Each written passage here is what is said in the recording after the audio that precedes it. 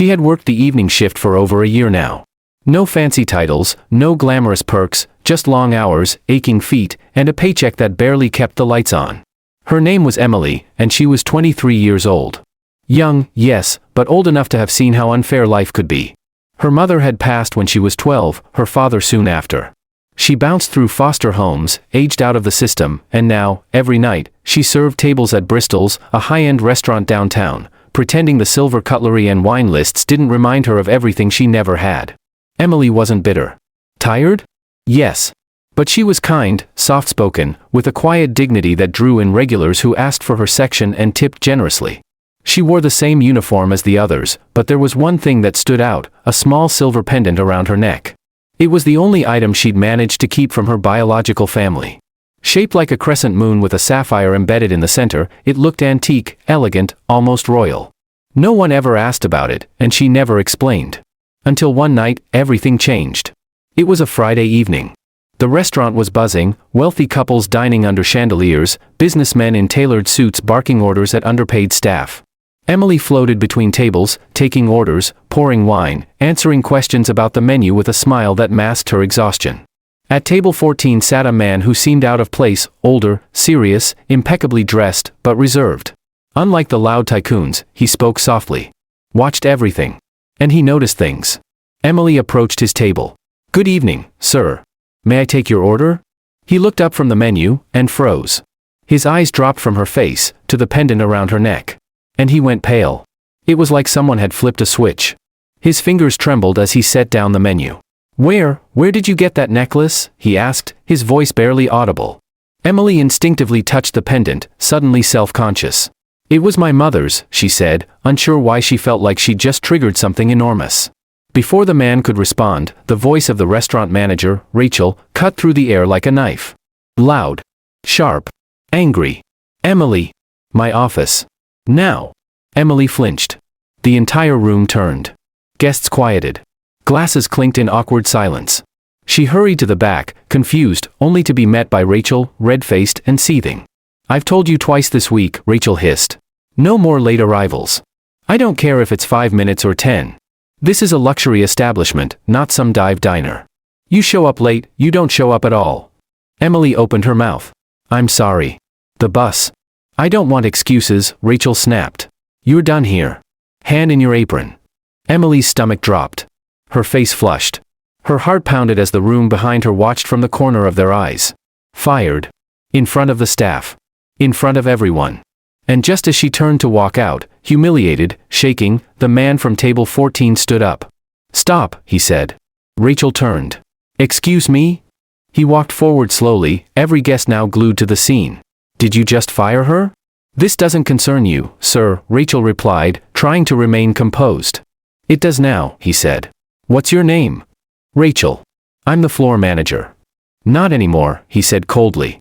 "You're fired." The silence was electric. Rachel laughed in disbelief. "Who do you think you are?" He reached into his blazer, pulled out a sleek leather wallet, and opened it. Inside was a black platinum business card, the kind reserved for only the most elite. The kind you never see in real life. "My name is Vincent Royce," he said. "I own the Royce Hotel Group. Including this restaurant. I'm not a guest. I'm your employer." The air sucked out of the room. Someone gasped. A server dropped a spoon. Rachel's face went ghost white. Vincent turned to Emily. His voice softened. "I need to talk to you. Privately. Please." She was too stunned to refuse. He led her to a quiet booth in the corner. Staff whispered. Customers gawked. But all Emily could focus on was the pounding in her chest. He stared at her pendant again, hands shaking slightly. "That necklace? I've seen it before. Many years ago. In a family portrait. On the neck of my sister." Emily blinked. "Your sister?" He nodded. Her name was Isabel Royce. She was 20 when she disappeared. Left everything behind. We never heard from her again. My family thought she ran off, maybe started a new life. But the only clue was that pendant. It belonged to our grandmother. Custom made. Only one exists. Emily felt the ground shift beneath her. "My mother's name was Isabel," she whispered. "She never talked about her family. She said she had to run. That they wouldn't understand." Vincent's eyes brimmed with tears.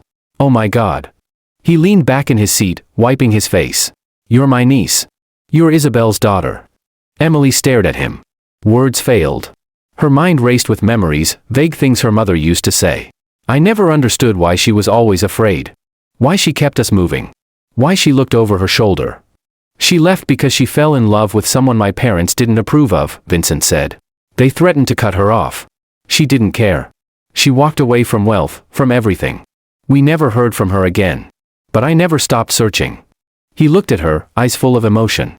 And now, here you are, waiting tables in one of my restaurants. Emily didn't know what to feel. It was too much. Too surreal. I don't want your money, she said. I'm not offering money, he interrupted gently. I'm offering family.